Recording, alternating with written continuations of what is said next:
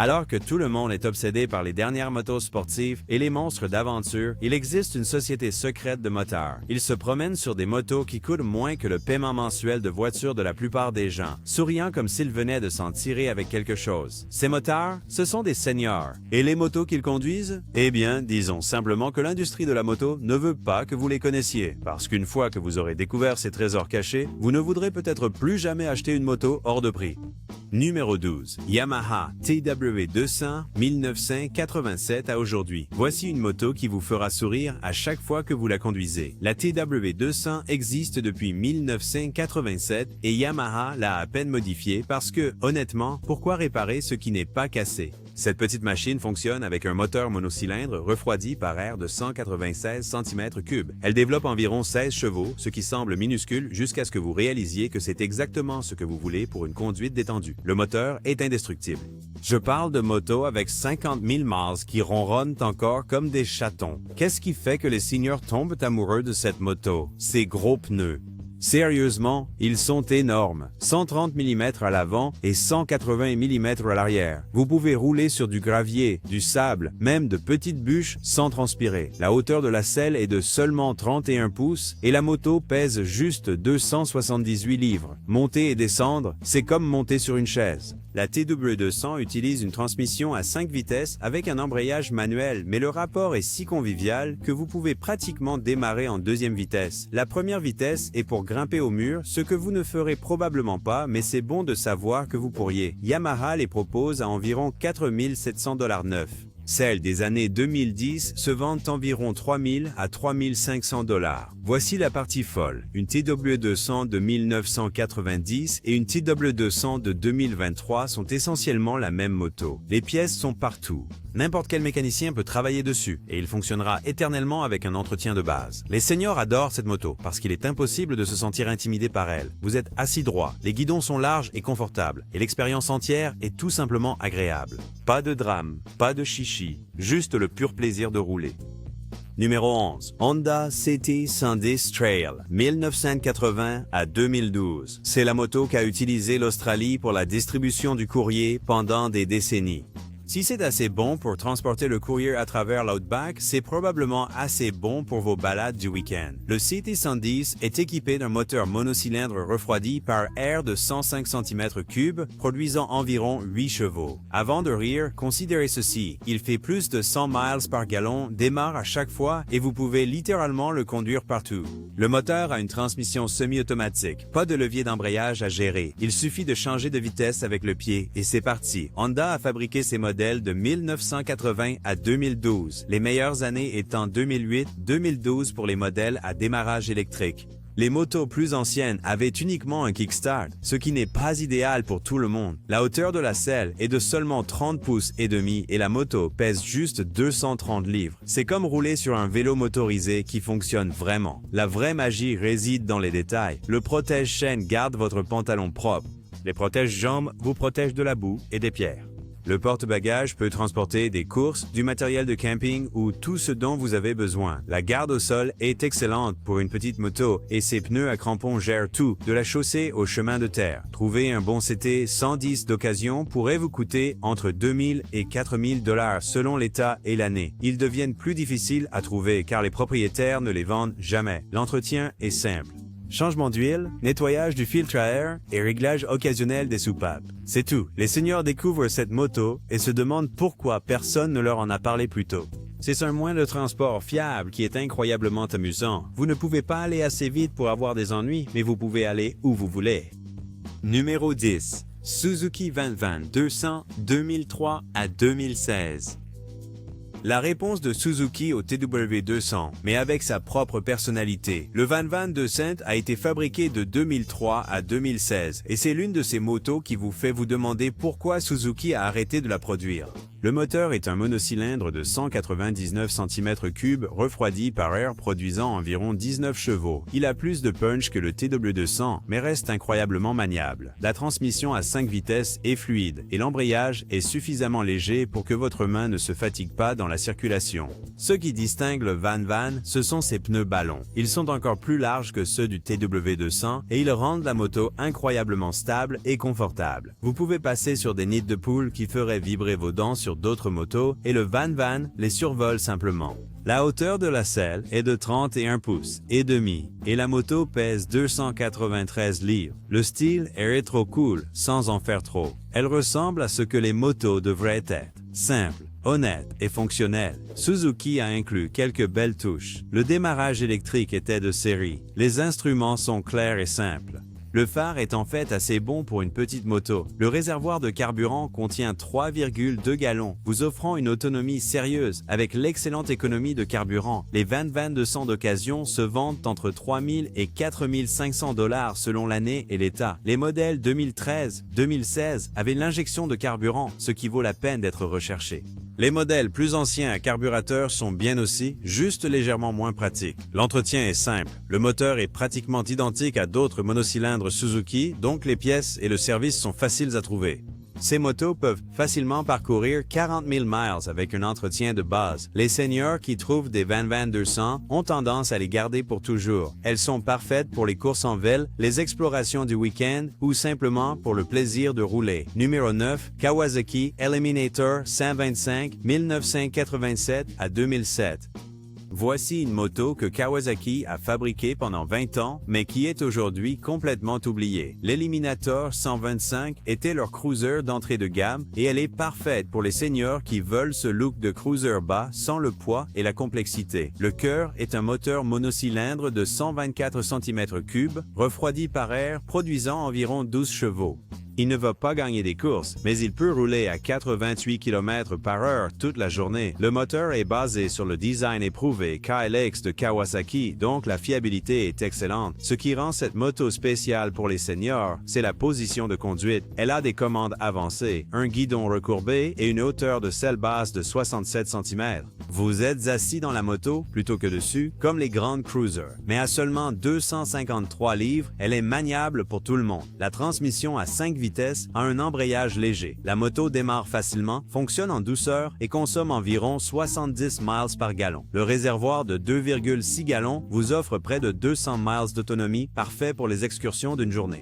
Kawasaki a fabriqué ceci de 1987 à 2007 avec des mises à jour mineures en cours de route. Les modèles plus récents, 2000 et plus, avaient une meilleure électricité et des moteurs légèrement plus raffinés. Toutes les années sont bonnes. Cependant, il n'y a pas vraiment eu d'années problématiques. Vous pouvez trouver des Eliminator 125 propres, 1500 à 2500 $. Ce ne sont pas des motos de collection, donc les prix restent raisonnables. Les pièces sont toujours disponibles chez Kawasaki et n'importe quel atelier peut les réparer. L'Eliminator passe inaperçu parce que tout le monde pense que 125 cm3, c'est trop petit. Mais pour les seniors qui veulent se promener en ville, faire des courses ou simplement profiter de la sensation de rouler à moto, c'est parfait. Vous obtenez l'expérience d'un cruiser sans le poids ou le coût d'un cruiser. Numéro 8, Honda Nighthawk 250 1991-2008.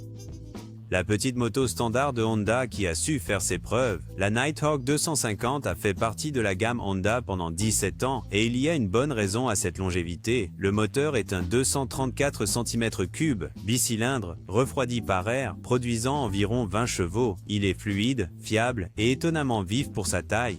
Le design à 2 cylindres parallèles lui confère un joli son et de bonnes caractéristiques de vibration. La transmission à 6 vitesses est un plaisir à utiliser. Des changements de vitesse précis et des rapports bien espacés. Honda l'a conçue comme une moto pour débutants, mais cela la rend parfaite aussi pour les seniors. La hauteur de la selle est de 30 pouces et demi et la moto pèse 330 livres. Il a une position de conduite droite qui est confortable pendant des heures. Les guidons sont à la bonne hauteur, les repose-pieds sont positionnés naturellement et tout semble juste. Le Nighthawk peut rouler à des vitesses d'autoroute sans problème. Ce n'est pas rapide, mais c'est assez rapide. En ville, il est agile et facile à garer. La consommation de carburant est d'environ 65 miles par gallon et le réservoir de 4 gallons vous offre une autonomie sérieuse. Honda les a fabriqués de 1991 à 2008 avec des changements minimes. Toutes les années sont bonnes, mais les modèles de 2000 et plus avaient des systèmes électriques légèrement meilleurs. Les moteurs sont connus pour atteindre 60 000 miles avec juste un entretien de base.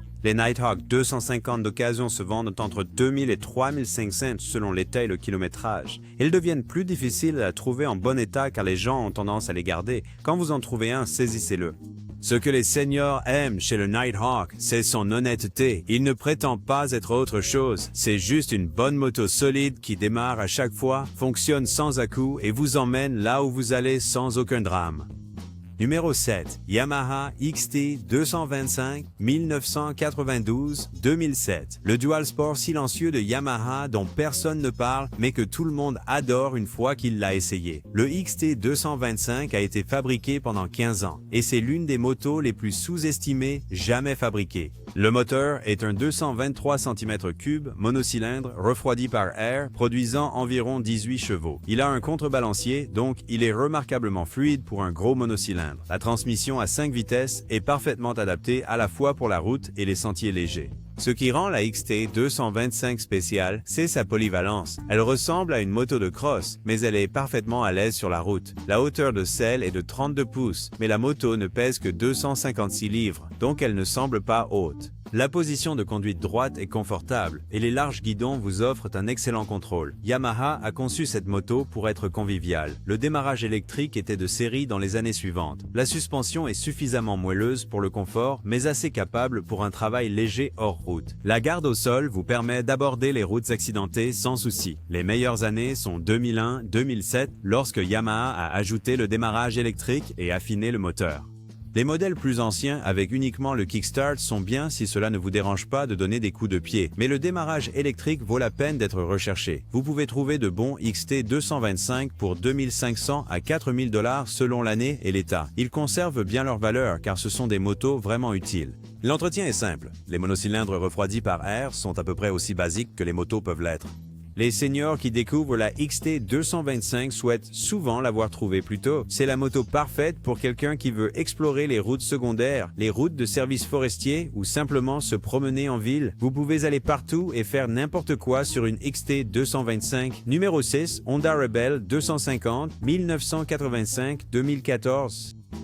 La Rebel originale, pas l'actuelle 500. Honda a fabriqué la Rebel 250 pendant près de 30 ans, en faisant l'une des motos les plus durables de l'histoire. Il y a une raison pour laquelle elle est restée en production aussi longtemps. Le moteur est un bicylindre parallèle de 234 cm3, la même unité de base utilisée dans la Nighthawk 250. Il développe environ 17 chevaux, ce qui est parfait pour l'utilisation prévue du Rebel. Le moteur est doux, fiable et économique. La transmission à 5 vitesses a des rapports de démultiplication bien choisis. Ce qui rendait la Rebel spéciale, c'était sa faible hauteur de selle, seulement 26,6 pouces. C'est plus bas que la plupart des vélos. Combinée à un poids de seulement 331 livres, elle est accessible à presque tout le monde. Le style cruiser avec commandes avancées et une position de conduite décontractée attire les motards qui veulent ce look Harley sans la complexité Harley. Honda a mis à jour la Rebel tout au long de sa production.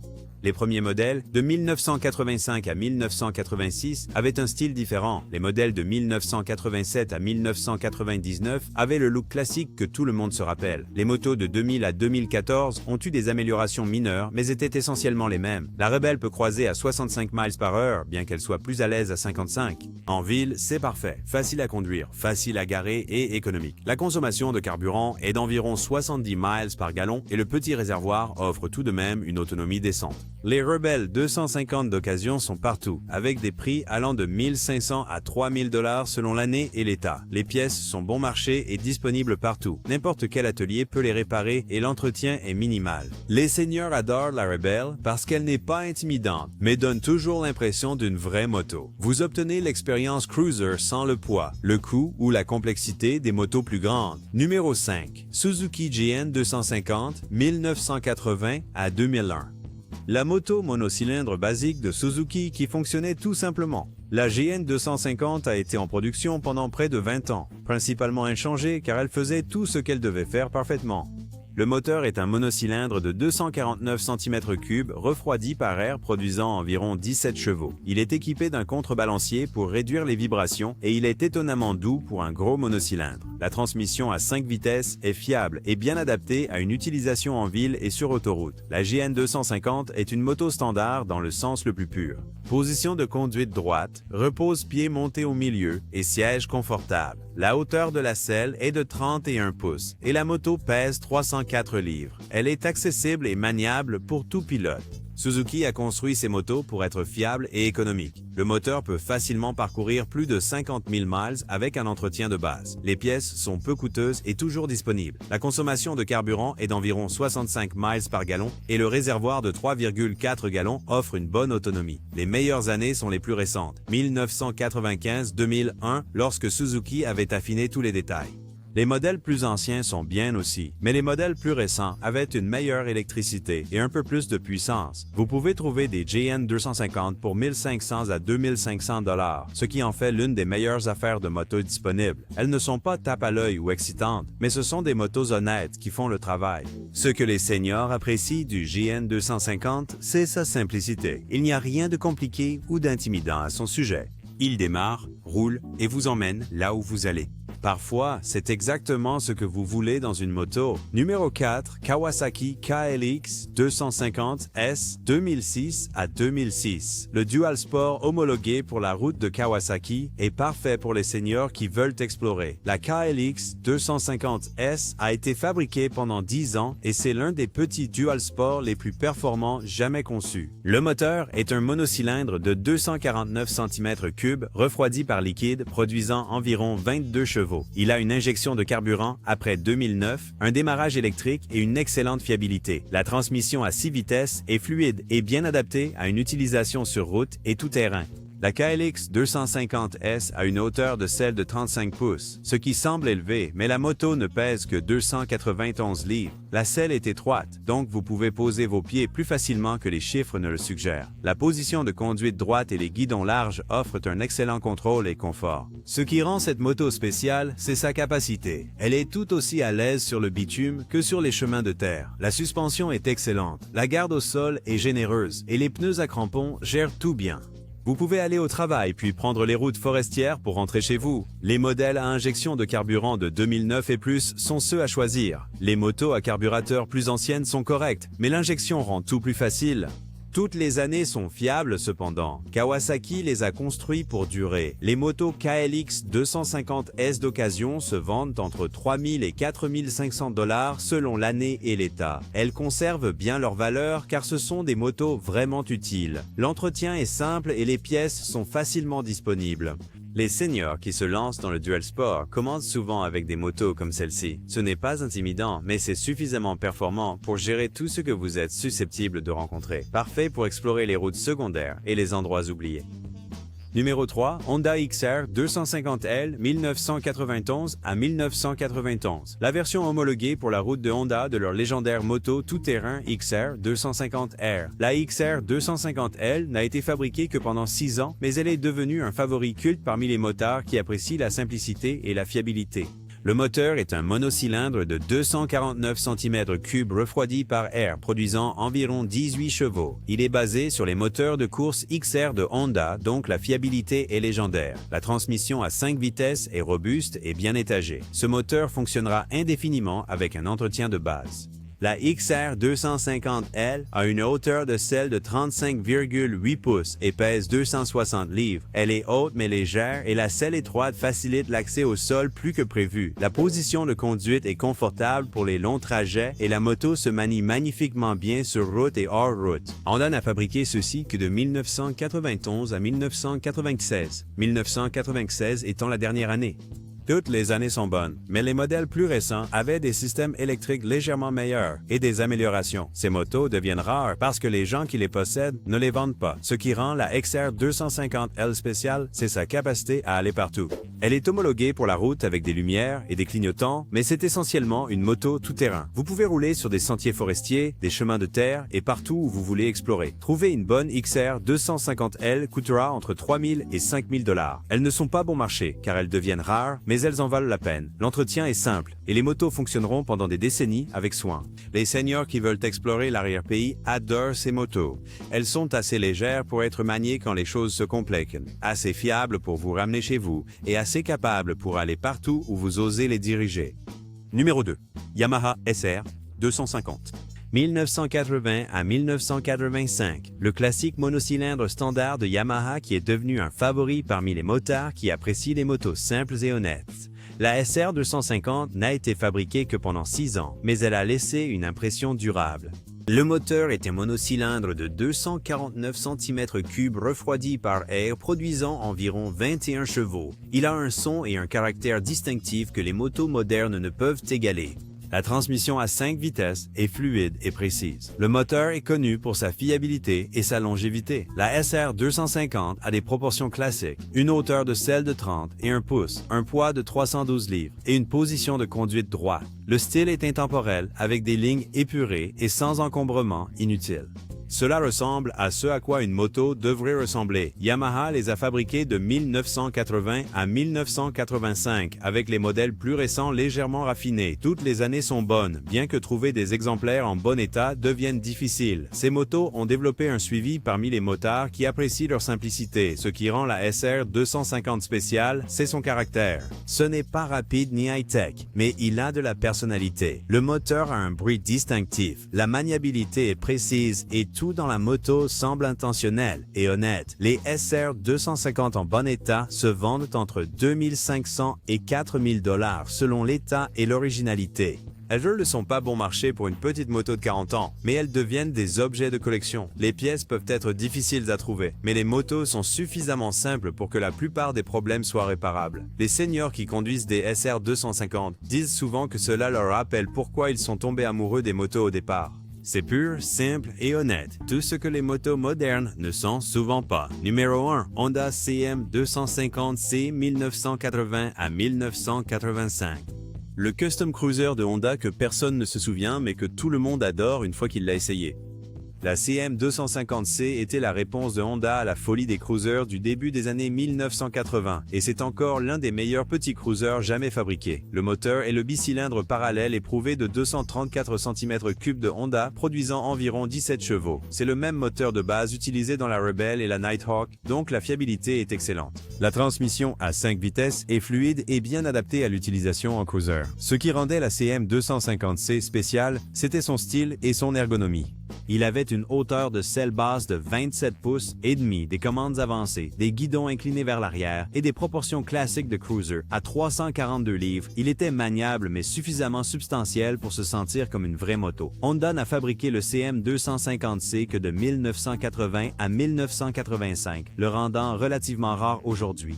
Toutes les années sont bonnes, avec de légères différences de style entre les années. Le modèle 1985 avait des graphismes et des couleurs légèrement différents. La CM 250C peut rouler à des vitesses d'autoroute, bien qu'elle soit plus à l'aise à 55 miles par heure.